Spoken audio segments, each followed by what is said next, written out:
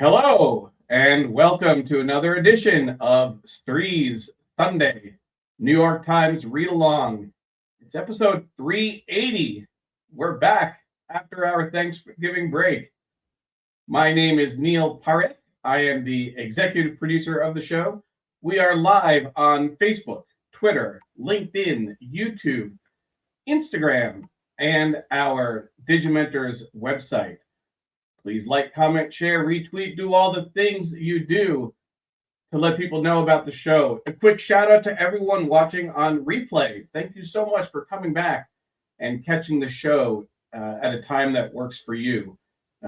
We are excited about the show again, and Sree is back in the big chair. He'll be hosting today.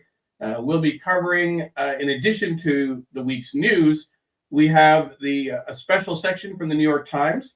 It's their holiday cookie special. So we're looking forward to sharing that with you. You can download that from our website, digimentors.group/NYTReadalong. You can find today's show and download the PDF. We'll also be talking about some of the hot topics, the redistricting fight, the airstrikes and potential war crimes around that, and of course, immigration and so much more.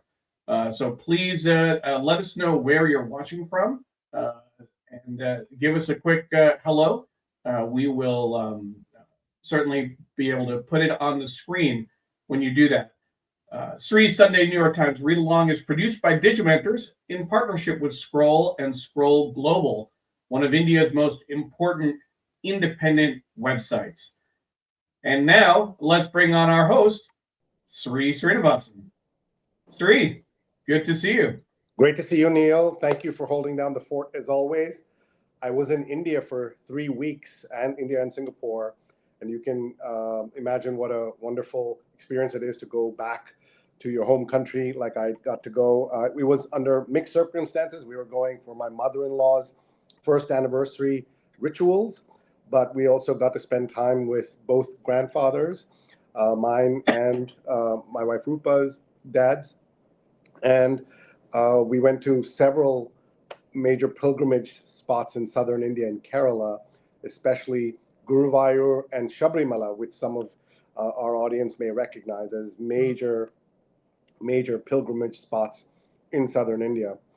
And I also did a lot of travel by air, Neil, and you may have heard in the news about kind of a huge crisis in Indian aviation as a major airline. There are only 2 major airlines left in India, had to ground and cancel hundreds of flights. But I just missed it by a day or so. It's called Indigo Airlines, and they do really well. But now they're having a major crisis. It's about, as with almost everything with airlines, it's about money and about pilot and staff safety and how much rest they should get. These are the things they were arguing about. But I'd also make a pitch for a new kind of train that's available in India called the Vande Bharat, which is much faster and is almost like a business class airline in terms of the facilities, and certainly as good, or if not better, than the Acela trains that Amtrak runs here. And that's now available in many parts of India. So overall, as I do when I go to India, I overeat and then worry about that once I'm back here in the U.S. It's a beautiful day here in New York, but very cold. And I came back to that, of course. I also came back to the coldest day in New York. One other travel thing that I heard. So I had gone to India just with this, for the planes, it gets cold wherever you are. And I land in Newark Airport, and it's freezing on the coldest day of the year. I planned so badly. Turns out in Norway and other Scandinavian countries, they have something they call a jacket hotel. At the airport, you go in and at no charge, you leave your heavy Scandinavian jackets behind. Really? And they keep it for you so that if you're going to some warmer place, every place is warmer than Scandinavia, and then you just get the jacket and on your way out the airport. So I think that's a brilliant idea. Would not work here for a variety of reasons, but that's called kind of adjusting to your local environment. You see that all the time, when you travel, especially in the January time period. You see people coming back from Hawaii in shorts and flip flops, and they're coming. I'm in DC, obviously, but they come out, and it's like 30 degrees out here, and it's a huge shock. And it certainly is a challenge for packing too, if you're traveling different places. Exactly. So I'm now a fan of the Jacket Hotels, which I just heard about. John Lee says, "Good morning, all from New York City. Welcome." Doug Levy is watching from San Francisco at 5:30 in the morning. Thank you very much. Jonathan says, "Good morning. Greetings from the East Village, as well as quite a round of architectural news." He's very much interested in that. Neil, I see you also have a little throat issues going on. Yes. Ken says, "Good morning from 6 inches of snow in Iowa." So we are doing better than that. Look at the East River and the UN, sort of. You can see the UN over there. That's the East River. It's beautiful here in. I want to give Ken a quick shout out. He shared that they had 3 to 6 inches of snow overnight. Now remember, it's 7:30 local time for him, but he said he was going to get up early and shovel the snow in time to make it to the read along. So Ken, thank you so much for doing that. It means a lot. So we have to see who gets the tougher guy prize. Doug doesn't have to do any snow, but it's 5:30 in the morning. Yeah. So. But Doug has kind of opted out of that because he claims to be a long time, not old, long time radio guy, and this is just what he does. So it's not even a big deal for him. I don't know if he gets credit for that anymore. Look who's watching, Chris Gorman, Sree and Neil, tuning in from New York. New York. Chris lives a few dozen blocks up north, and he helps run one of the great museums in New York, the Museum of the City of New York.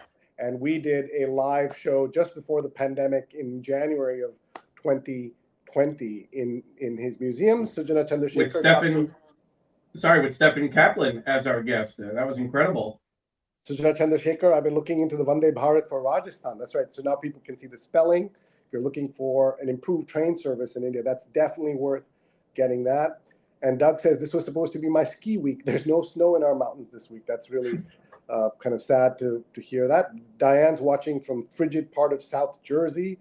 And as Chris says, a few blocks away. Thank you. Folks, we have a lot of news to get through. And reminder, we're in this new format that we're using. We are cut back to an hour-long show. We are also focusing on the paper as much as possible. We're having fewer guests. Doesn't mean we'll never have guests. And guest suggestions always welcome.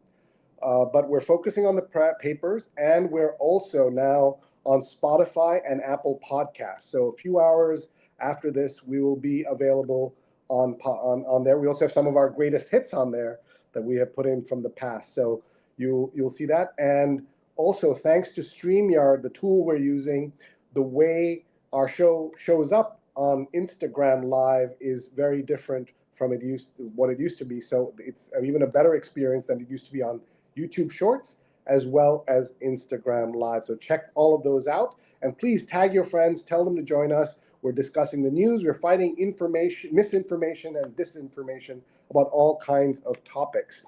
So I think we are ready to go. Paula Kiger is watching, and our sponsors are, as we said, Muck and the Graphic History Company. We're very grateful to them. And we're also very proud of our work at Digimentors, which produces shows like this, as well as podcasts, as well as opportunities to do strategic comms, training and workshops, events and programs, AI workshops, policy, strategy, and scenario planning. And just this week, we've been talking to some major organizations about helping them figure out everything that's going on in the AI space. And Paula's watching from Tallahassee, longtime producer of the show. And look who it is. From Tampa, not from New York. Mom goes to Florida for the winter. So, Mom, thank you for joining us from Tampa this morning. And it's comfortable. She was complaining actually about the cold as well, Sree. I think it was 65 degrees there. And I said, no, you can't complain if it's 65 degrees. I'm not gonna accept that.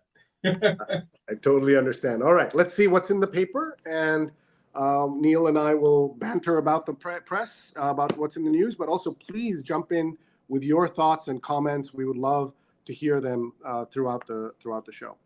All right, this is Sunday, December 7th, and December 7th is the date that will live in infamy, as we know, when Pearl Harbor was attacked. And so isn't that interesting that we're seeing a naval story here, Neil, about the second strike not key issue in boat shots, invoking rules of war for criminal question. This is about Pete Hegseth and the Trump administration seeing survivors on those boats and then knocking them out and killing them for, by the way, crimes, if they're even if they were proven, are not punishable by death in the United States. So we're killing people overseas for things that have not been proven. We don't even know their names or anything. No cases have been made. And we are executing them for things that are not capital punishment crimes in the US. And this is all being done in our name as part of the crazy things that this administration is doing. And I know there are some Republicans putting pressure for the first time, and that's what we need to see. Inside Biden's losing bets on immigration, not heeding warnings, and giving Trump an opening. This is about the story that a lot of people have asked over the last 2 years. Why did the Biden administration let there be this open borders policy, or what was portrayed as open borders policy? It really wasn't, but just allowed so many more people to come here than they would have, and they got hammered on it by Trump and others. Before we go to the rest of the front page, let's just look at what's in the rest of the paper. The Sunday Style section is the 50 best clothing stores in America, in a tip of the hat to places where the customer experience is as important as the fashion finds. Let's see if I know some of these. I've not heard of Plain Goods or Lou Talbert's Ranch Outfitters, Montbell. Let me know if you've heard of any of these. Judith, Joan Shep, Verdolina. These are all new to me. I don't know these names. Meridian Boutique. Wow. Okay.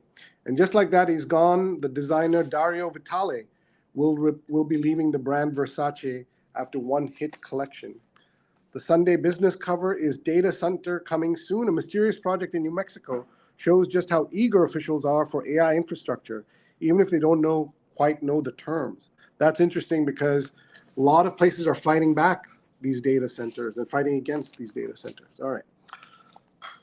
The Sunday opinion cover is, this is the story of how the Democrats blew it on Gaza. So, Neil, this seems like it's a day of reckonings, or looking back and trying to understand what happened with immigration and with Gaza. Two very important topics that lost Kamala Harris the election. Yeah. The third one I put in that same category would be the economy. And so I'm very curious what they said. And it's written by Ben Rhodes, who was a national security advisor under Obama, I believe. He was in the apparatus. I'm not sure. I don't remember his exact title. Let's see who else is watching with us. Mary C. Curtis. Hi, Mary. Always great to have you. She is watching from Charlotte, North Carolina. Wonderful, wonderful political columnist and observer of the elections. Last year, around this time, we were covering the elections and looking at the aftermath of the elections.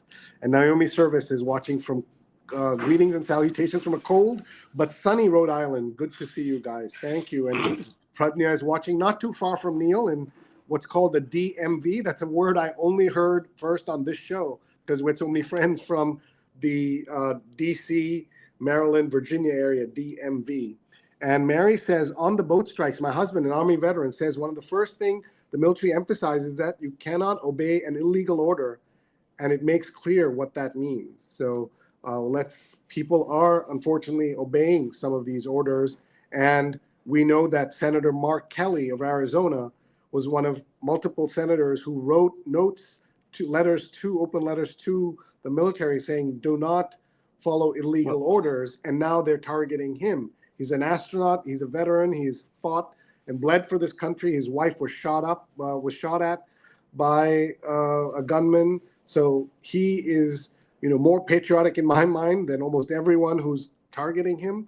But that's the country we live in now. And Doug says, if you're in a misinformation fighter from another country, you're no longer eligible for a visa to enter the USA. Apparently. Fact checkers.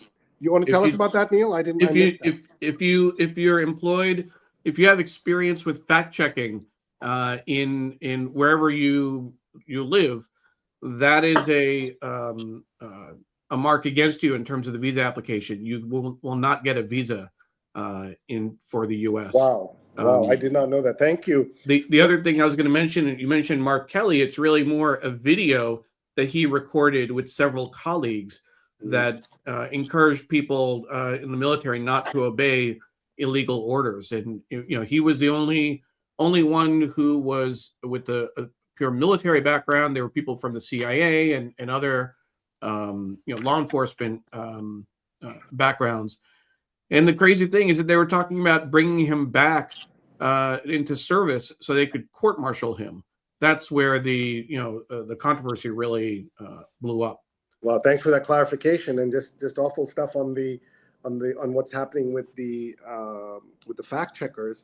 I also said to friends and family in India when they asked me about what's going on in America, I told them that among the things they're now going to look for and screen for on visa applications, obesity, diabetes, other heart disease. If you have any of those, you would likely not get a visa. And so they're really targeting foreigners. What they do is they don't want foreigners here. But can you imagine if Americans get targeted like that by European countries? Very few Americans will be able to travel overseas. But let's clarify, Sree. I'm assuming, and especially with the change in attitude around South Africa, if you're an Afrikaner, a white South African who the Trump administration feels is being oppressed after 100 years of apartheid, I'm sure none of that applies. Yeah. So let's be clear about what we're talking about. It's not foreigners. It's people who are brown. It's people who are from the global South. It's anyone the Trump administration doesn't like. Yep. Not who they do like. That is true, and very sad. All right, let's keep reading here. The New York Times Style magazine. It's been 10 years of the show, Neil, and we've never read through this properly. I think they do it once a quarter. It's very ambitious, very smart. I think it's monthly.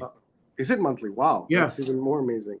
And we've never had a time to do anything with it, which is too bad. We've even read the New York Times Magazine at the office of Jake Silverstein, the editor-in-chief, but we've not even had a chance to look at this. But I want to say, I've not read this, but I love the fact that they call Gen X the greatest generation, ?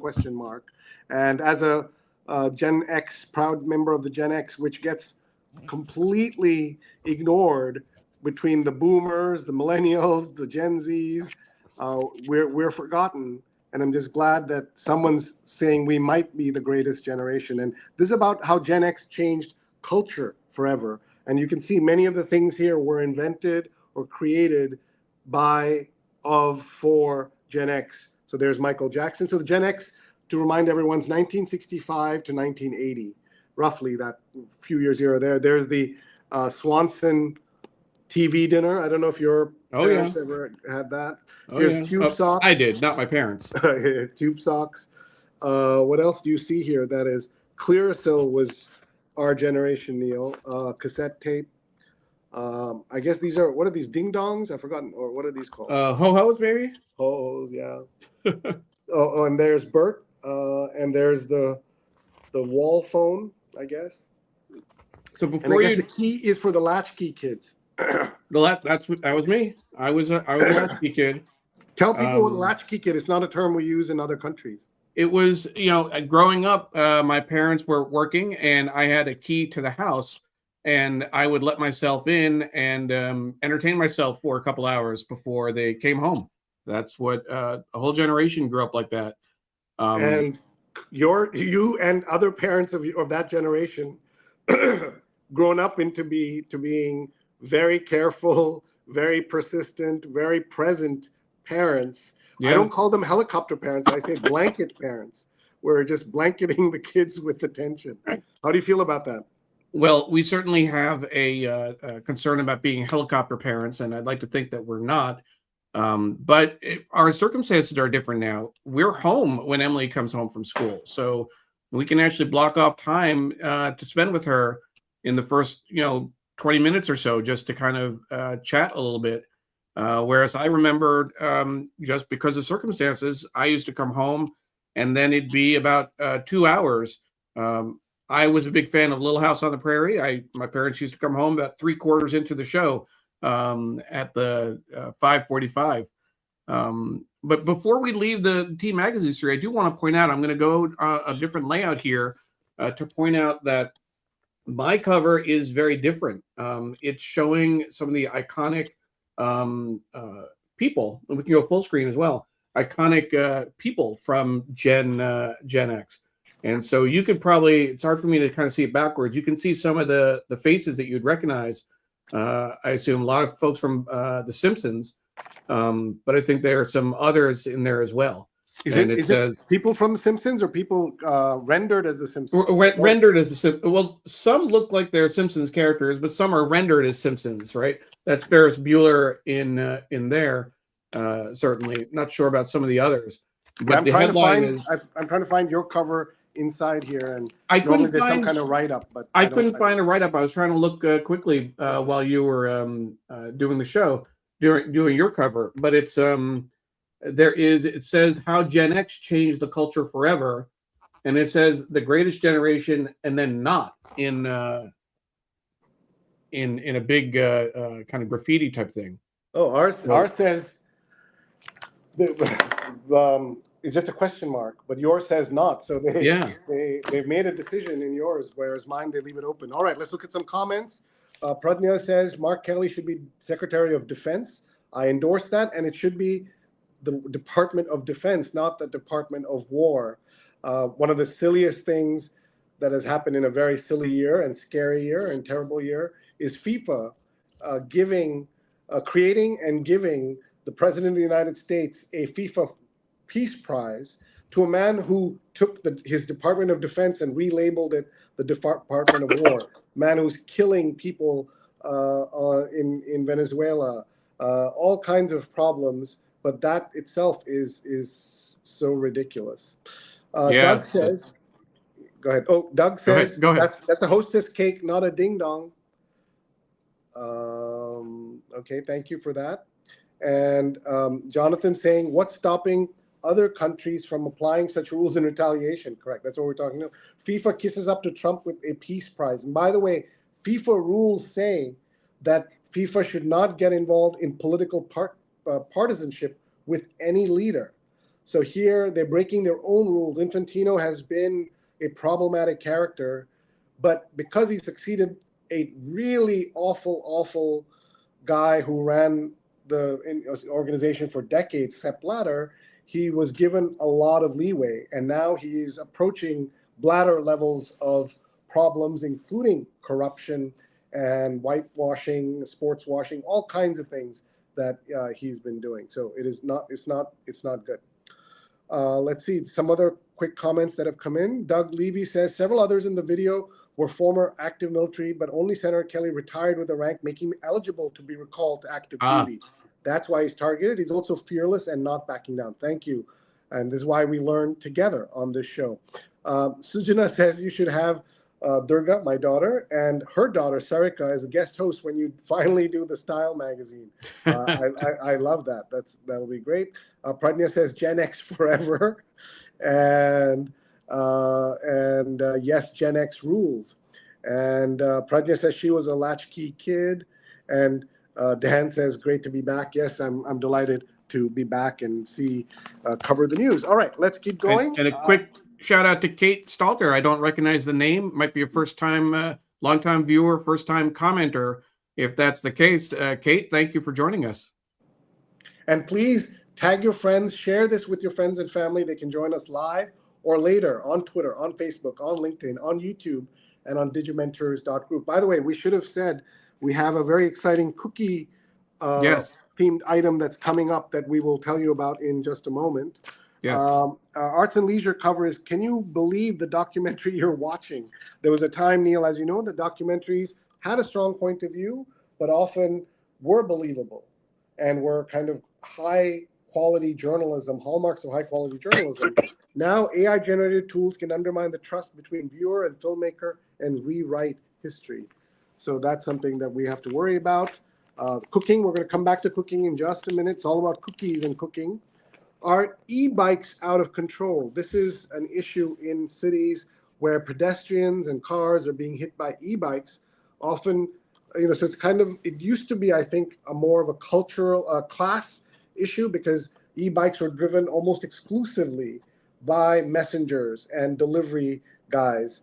But now, especially in New York City, where we have e-bikes for city bikes, the bike sharing service, suddenly you have white collar folks also on these e-bikes. They don't look exactly like this, but can do the same damage and have some of the same issues. So I'm looking forward to reading this story and understanding what's going on with that. And then the book review covers 100 notable books of 2025, plus holiday books. And real estate cover is decor that's as subtle as it's festive. The interior designer Sean Henderson takes an approach to holiday decorating, something. And then the Metropolitan cover is a traumatic past resurfaces as art. Cornelia Foss fled the Nazis as a child. Her new works draw on that experience and all the ways it's harder to avoid a subway fare. They are making evasion harder by putting in all kinds of glass and other barriers between you, the turnstile, and the entrance. So that's something new that's happening in New York. Neil, you've probably not seen that yet. And it's not in this photograph. So, okay, you tell us all about the cookie section, please. Absolutely. The cookie section, it's the annual holiday cookies special. It's a Pano 8.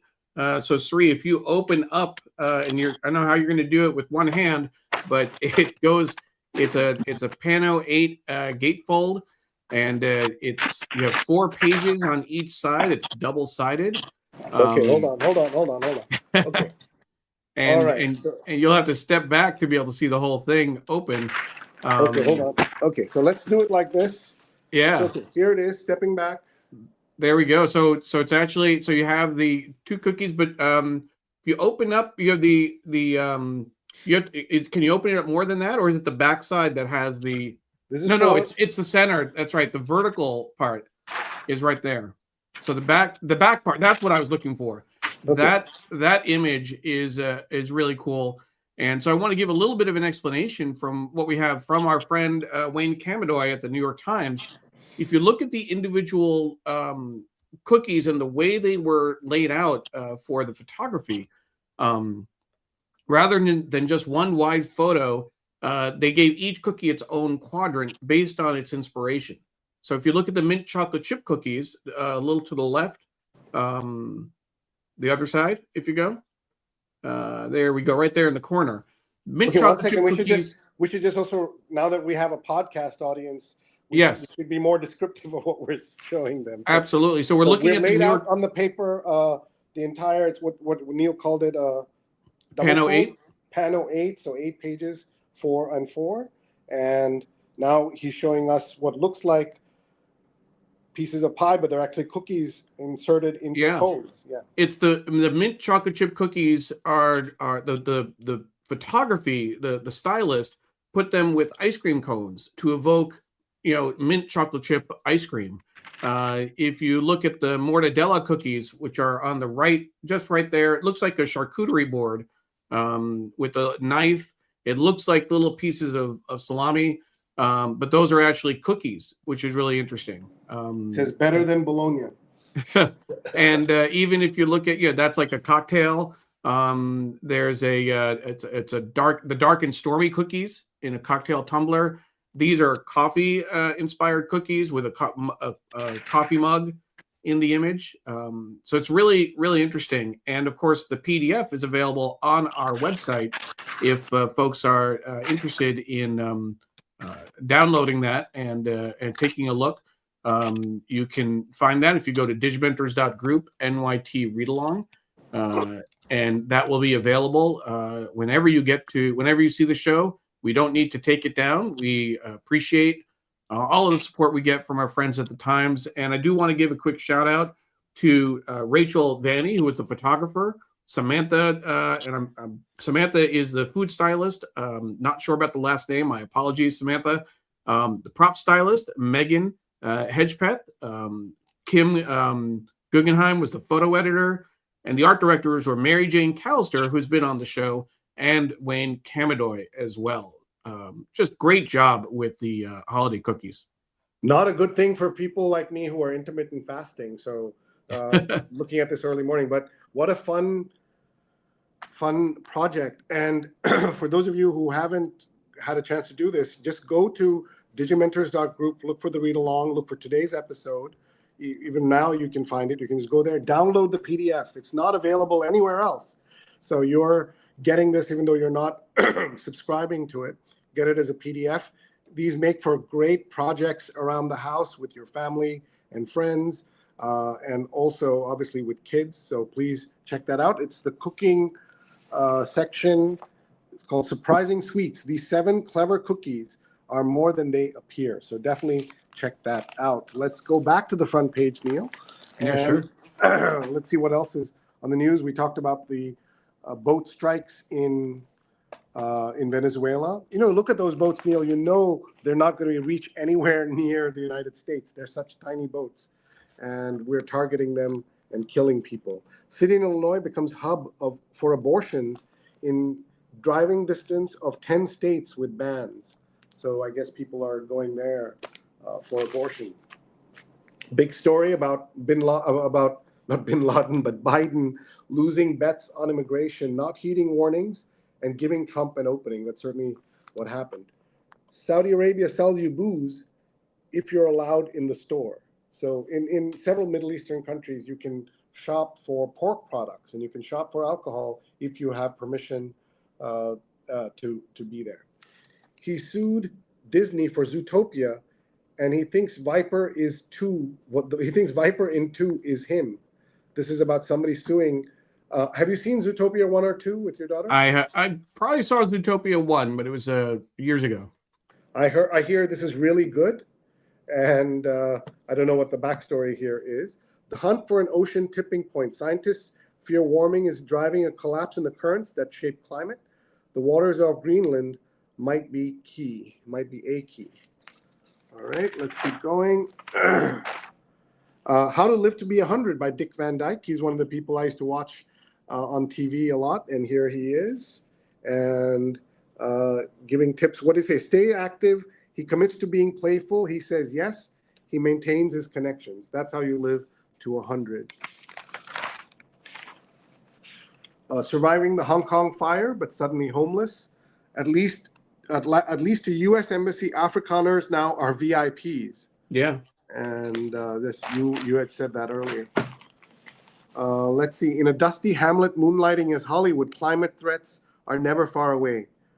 This is a town in Brazil that's tucked deep within Brazil's dusky northeastern outback, and it's used as a substitute for many cities around the world. Here's a striking ad for Alzheimer's. Alzheimer's means good days and bad days. We've been fighting the disease for 30 years because of how much the good days matter. I think it's a very catchy ad. Germany's defense minister faces a new threat and the weight of history. Let's see. Neil, are you going to be trying to watch the World Cup? I'll probably tune in every now and then. Not a huge soccer fan, but I'll certainly pay attention as it gets closer to the finals. All right. Venezuela's Nobel winner to risk a trip to Norway. Collecting the Peace Prize may make her a fugitive in her country. Yeah. And the event is on December 10th. China issues warning to foreign journalists. Saudi Arabia sells booze. We saw that story already. Israel's plan to back Gaza militias proves perilous. Yeah, that doesn't sound like a good idea. Yeah, it was perilous for that individual.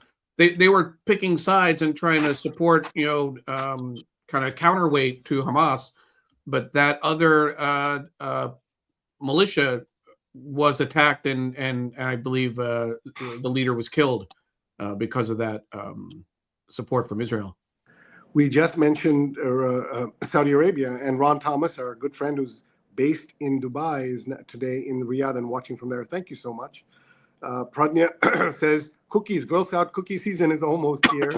And I know it makes, it's so much fun to get those cookies. One of the things, Neil, I like is that they now allow you to donate the cookies. Yes.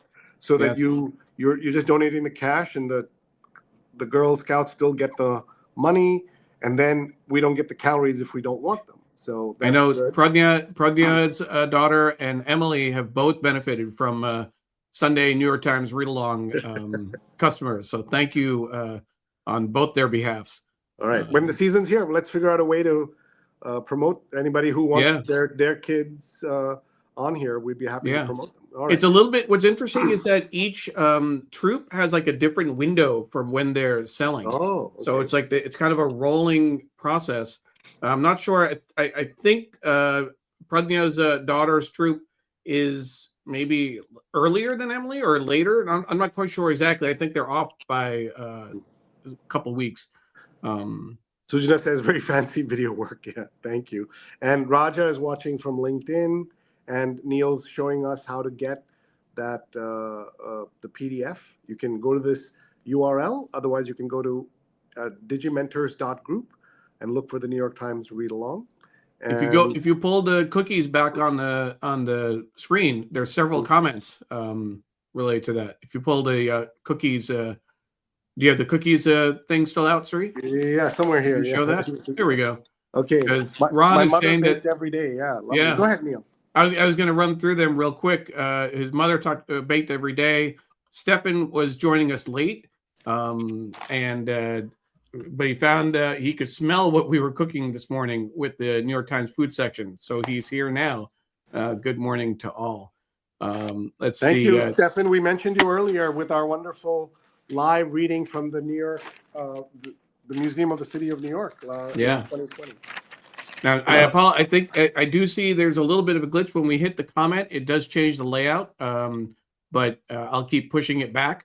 Mary C. Curtis is saying a great antidote to politics, cooking, and baking, and I'm here for it. There are almond flour chocolate chip cookies in my kitchen as we speak. Ooh, I'd like some, please. And then Walter said, remind me to give more cookies for the holidays. So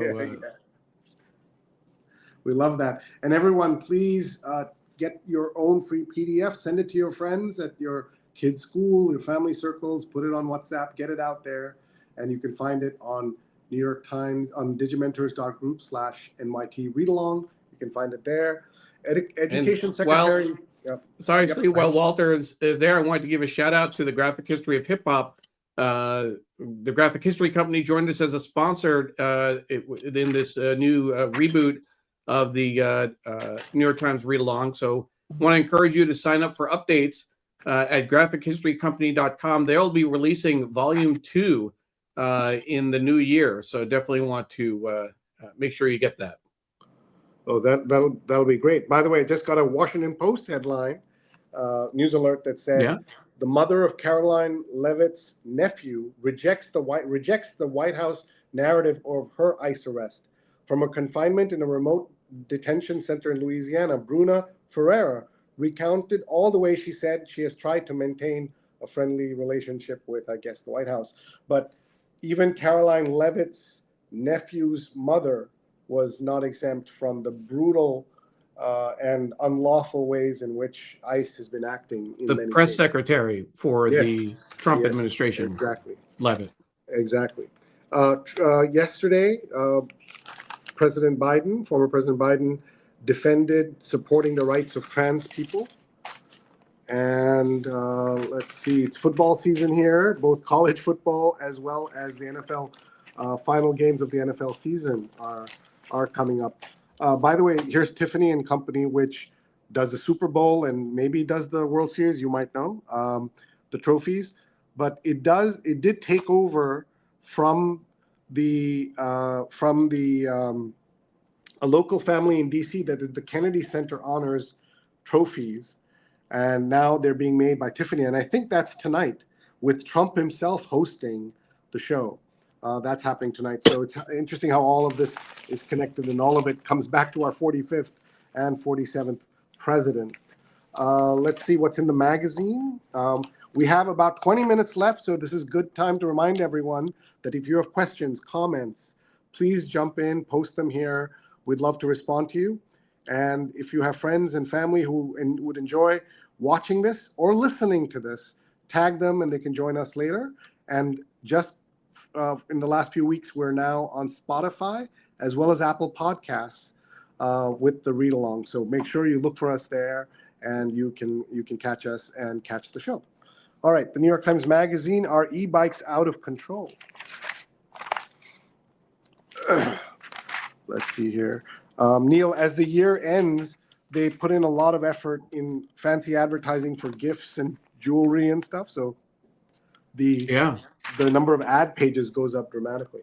And again, that's a sign of the New York Times being a successful publication where advertisers still want to put money into the New York Times. It's not a failing newspaper.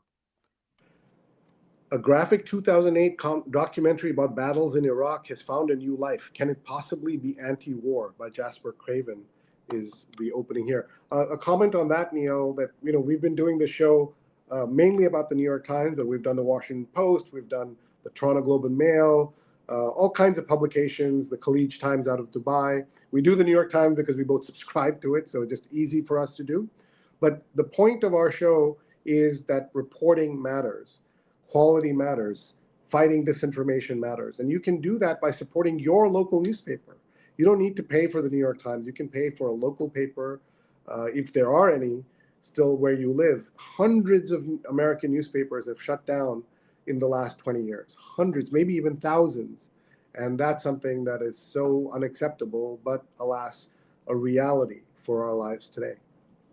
We support local journalism. Print journalism if you can, but journalism in general is the way I would put it. Simon Cowell is sorry, softer, and grieving Liam Payne. I'm sorry, I don't know who that is, but I presume that's a famous musician. I mean, I know who Simon is. Sorry, I meant I don't know who Liam Payne is.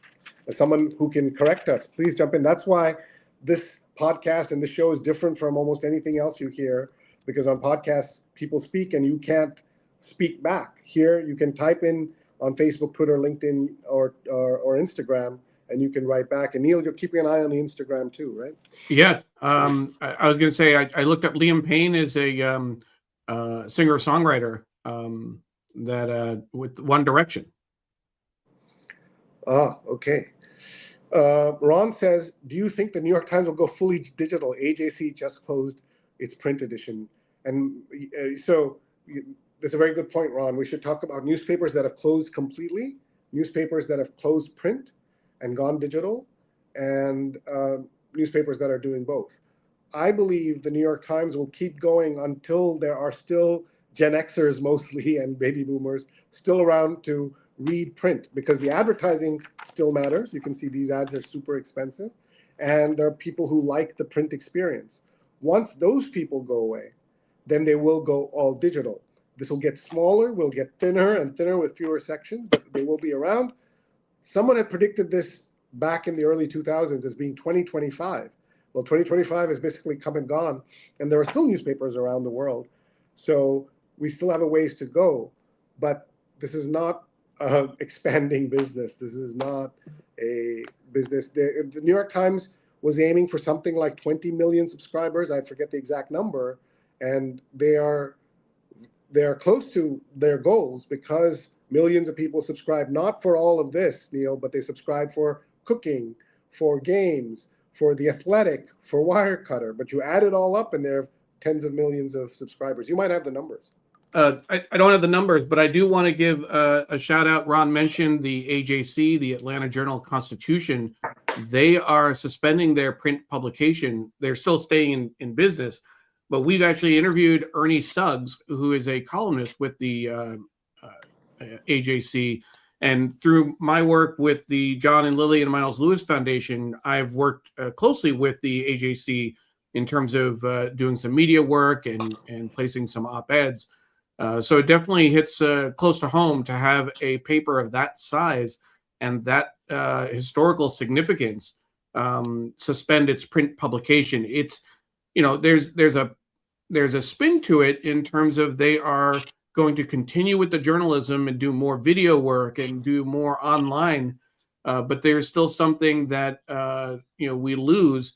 We always talk about Sree in terms of looking at the newspaper, the serendipity of finding articles that you wouldn't necessarily find otherwise if you're just going online Look at if this you're story. just We're looking at at an Afghan story about chickpeas, like Afghan chickpea recipe. Like, you're never wouldn't going to find that. Yeah. you wouldn't see that. I mean, I know my own habits. I go to specific sections. I look at what's on the front page of the app, and then I look at specific sections I'm interested in. The Sunday read along, we flip through the paper and we land on articles that spark conversation, that spark interest. It's a whole different experience. So just want to give a little appreciation to the Atlanta Journal-Constitution as they change their production. Thank you, AJC, for a great run, and I hope you'll still continue doing the journalism. Sujana says, as people who are passionate about real journalism, the press corps at the Pentagon, which is now TikTokers and Matt Gaetz, should be so hurtful. That's right. They said to the existing press corps that were traditional journalists, some of them having served there for decades, that they had to sign, among other things, a document that said that they can't publish anything without clearance from the government. That makes no sense. So almost everybody, including Fox News, to their credit, stepped away and now work outside the Pentagon. And a whole new generation of people, as Sujana said, have shown up inside the Pentagon and are living there, sucking up to Hegseth and everybody else. So that's definitely one of the things going on. Dr. Tachi is watching from Fort Lauderdale.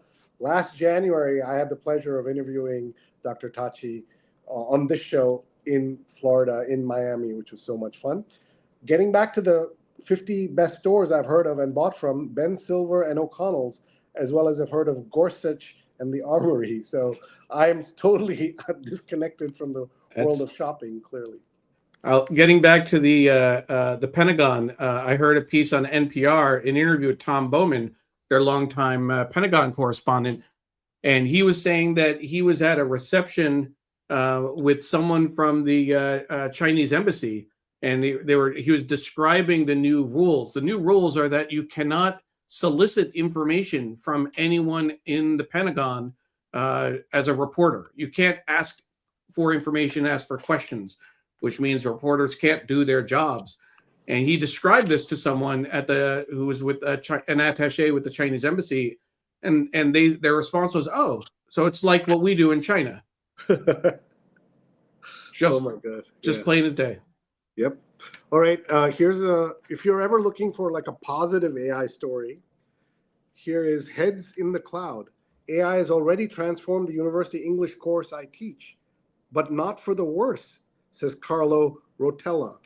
So I am very eager to read this because you hear not many academics praising what AI can do on the liberal arts side. All his rowdy friends, why are so many pop stars desperate to win the hearts of country fans? Just ask Shabuzi. Okay, and I guess this is Shabuzi. It's all new to me. You're not familiar? No, are you? Well, you have an 11-year-old in the house, so maybe you are. 12. 12-year-old. And I've heard of, but not familiar with. Yeah. Doug is pointing out they can't solicit or report it. That's Doug. Yeah. And Ron is saying USA is done. Everyone here in the Middle East says the same. Parents do not want their kids in the US. Well, if they remove OPT, which is so just the immigration pipeline is typically you get the F1 visa for certain people, F1 visa as a student. You get the optional practical training to work for 1 or 2 years. Then you get an H-1B visa, and then you get a green card and citizenship. That's a long, perilous, not in a dangerous way, the way it is for people who are coming over the border, but long and you never know what's going to happen. And now they might stop each one of these or some of these, and that will crush the immigration pipeline. And some of the most famous people in the world went through that process, including Satya Nadella of Microsoft, Elon Musk, Sundar Pichai of Google. They all went through that process. And America has benefited from that process. And no one's saying that the H-1B system doesn't have problems. No system, no government program doesn't have problems. And there should be reform. But what they're doing is targeting international students, which is also going to affect, by the way, red states. Places like Florida have huge universities, even Montana and Wyoming all have universities, and they will all suffer because international students make up 13, 15, 20% of the budget, many of them paying full freight to study there. And that's really sad. Mary C. Curtis says on Liam Payne, became a star in One Direction, a band Simon Cowell put together from one of his shows, became a soloist, had addiction struggles, died in 2024 after falling out of a hotel window in Argentina, was 31 years old. Thank you, Mary, for briefing us on that story, and obviously very serious and important. I remember hearing about that. I didn't make that connect. I didn't remember the name. I knew the story of the former performer who had fell out. I just didn't make that connection to the name when we saw it. And so this says many Indian students are not coming to the US to study. London and Australia are the top choices for a lot of folks. By the way, UK has not solved its own issues around opportunities for international students, so they're still going to have trouble. Canada has created a $1.7 billion program telling people who are losing their H-1Bs here to apply to move to Canada. So Canada recognizes the value of what we're talking about here. But that's also interesting because, again, and I was in the car, I can't remember where I was going, but there was another story about students from Gaza who were waiting to go to Canada. They were waiting for their visa application to go through, and Canada apparently is actually taking a longer time to process these applications. So much so that they highlighted several students who were going for mechanical engineering, et cetera, who died in attacks in Gaza. Oh my God! While waiting for their application to come through. So it seems like it's a mess in a lot of countries. Jonathan says Canada and Australia are likely to benefit from the visa changes, and I've seen those ads from Canada. Powerful. One thing I do want to point out that when you're talking about all of this, what President Trump or candidate Trump and everyone who supported him said is they're going to go after the worst of the worst. The killers, the rapists are going to be targeted. And they're going after American citizens have been taken off the street. Grandmothers, people who lived here for 40 years who've never committed a crime. The stats of ICE's own stats show something like 17% have a criminal record. So on what basis they prioritize this? Even people who don't like, illegal immigration, many of them have protested against this and are unhappy with the situation. We only have a few minutes left. I thought it would be important to see what are at least some of the top 100 notable books of 2025. Before we get to that, Neil, anything else you want to talk about? I was just going to say, Sree, if you just move your mouth, open your mouth, I'll just do what you've said before. The cruelty is the point. Yes. The cruelty is the point. And one of the best ways to prove that is that they've taken people who are waiting for their citizenship ceremonies. That means they've been vetted for maybe a decade or more. All they need to do is get their citizenship ceremony. They're canceling ceremonies across the country. And these have been, if your complaint is these people aren't vetted, they're vetted by your administration, and to pull them out, that is especially cruel. But as you said, the cruelty is the point, as you learned from Adam Server. I'm just looking for the list so that we can start to wrap up here. Do we have any promos or anything you want to talk about? Sorry, I was coughing. You mentioned I was sick last weekend. I'm still coughing from then. But there's the list. You have your 100 notable books. I'll just glance through this, Neil, when you talk about your the Shining Light on Shadows show coming up. Yeah, sure. So thank you, Sree. As folks know, we have a two-part series that we did before the Thanksgiving holidays. We did a show on perimenopause and mental health. And this was the first time we've had 3 guests on the show. Dr. Ellen Albertson from the National Menopause Foundation, Lisa Falcone, who works with a women's health center in Philadelphia, and Aisha Sultan, who's a columnist with the St. Louis Post-Dispatch. This Thursday, we're doing a follow-up show on postmenopause and mental health.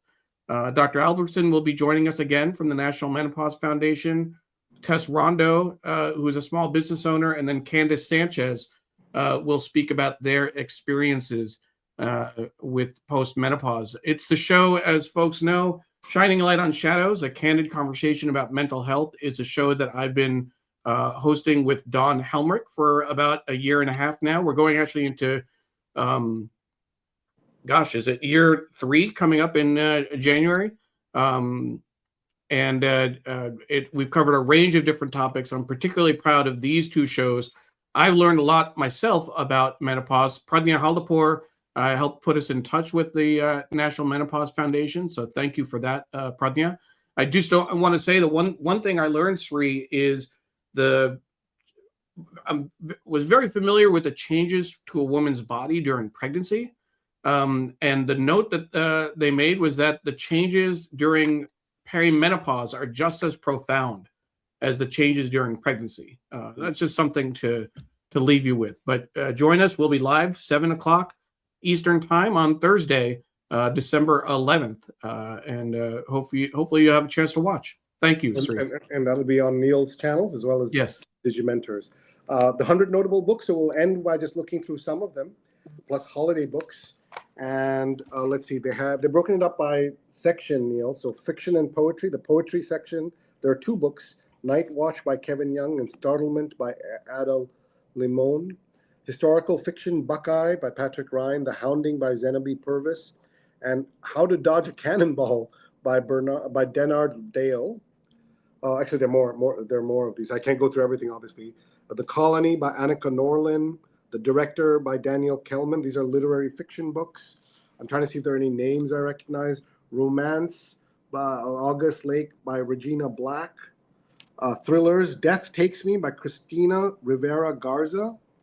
Let's see, horror, Angel. I didn't expect the New York Times would have a horror section, but it does. Fantasy, Bury Our Bones in the Midnight Soil. Not familiar with most of these, I'm sorry to say. John and Paul, a tribute to John Lennon and Paul McCartney by Ian Leslie. Biographies and Memoirs, Awake by Jen Hatmaker. Baldwin. These are not names I know. Baldwin, I guess, if it's about, no, this is about James Baldwin, thank God, not about the other Baldwin brothers. Let's see, what else? Raising Hair, Current Events, Abundance by Ezra Klein, which got a lot of notice, and Derek Thompson. Apple in China. Being Jewish After the Destruction of Gaza by Peter Beinart. The Empire of AI by Karen Howell. There Is No Place for Us by Brian Goldstone. History, Science, Sports, Everyday Sunday by Ken Belson, who's been on our show. And Ken is a former student of mine at the New York Times. And Everyday Sunday is his book. And, they've also divided it like this, so you can look at it, I guess, in alphabetical order. And then you can say, I've read it, I want to read it. This is a thing they're doing across the Times in movies and other things where you can kind of mark it and then even vote for it in certain ways. So, and look at this, all the Roald Dahl books in a big ad right here in the New York Times. Just before we go, I want to remind everyone that one of the things I do is write a newsletter, which let me just pull it up here so you can see it, the newsletter is called Sree Sunday Note, and it appears mostly on Sundays, not every Sunday, but it is out this Sunday, so let me just put it on screen here so you can see it. And this Sunday's topic is a guest essay by a former guest on this, or twice guest on the show. We went to his house, Neil, Steve Herman, to interview him on the read-along, and he was the New York Times, he was the Voice of America White House correspondent. Yeah, no, it was incredible. Yeah, and so what Steve Herman saw as Trump and company killed the VOA. So please read that. And then last week I wrote about the most sweeping changes to U.S. immigration policy are coming. And I said, first they came for the Afghans. Will you speak out? Then they came for the Somalis, who are mostly U.S. citizens. Will you speak out? And here's one fun thing that we did in India. You know, Neil, whenever I go to India, people always ask me to do talks around subjects like AI and social media and things like that. But what you're looking at, Neil, is multiple people want to talk about one topic. Can you guess what that is? Trump. More than Trump. More than Zoran Trump. Mamdani. They want to Mamdani. talk about Mamdani. And so this is me and my dad did a talk at a major policy think tank called Perspectives on New York Mayoral Elections. And this is me and him on his TV show. And these are I went on a flight, and two politicians from opposing parties in Kerala who only wanted to talk about Zoran Mamdani. So that was kind of a surprise. You have an endorsement on your newsletter, Sree. My mom says your newsletter on Mamdani was very good. Thank you so much. So appreciate it. Pass that along. Yeah. So, And, folks, that's our hour. We're very grateful to everyone for participating, for being with us, for asking us questions. Ron says, let's catch up when I'm back in New York City. I'll let you know. We'll send you a note offline. Please. Thank you, Ron. Looking forward to seeing you. I was in Dubai. You were not there. And then I missed you here. So looking forward to seeing all of you. We do this most Sundays, 8:30 a.m. Eastern time for an hour. And then you can find us on our on recordings on Facebook, on Twitter, on LinkedIn, Instagram, and YouTube. We're also on YouTube Shorts, and also on Spotify, and also on Apple Podcasts. And Neil has a great show coming up on Thursday. Please watch his Shining Light on Shadows about important developments about mental health and women's health and why they matter to all of us. Doug says, great show. Thank you, Neil and Sree. Jonathan said, great show. Doug said, thank you. And Sujana gives us a round of applause. So I think with that, we'll say bye-bye. Thank you very much. We'll see you next week. Bye-bye.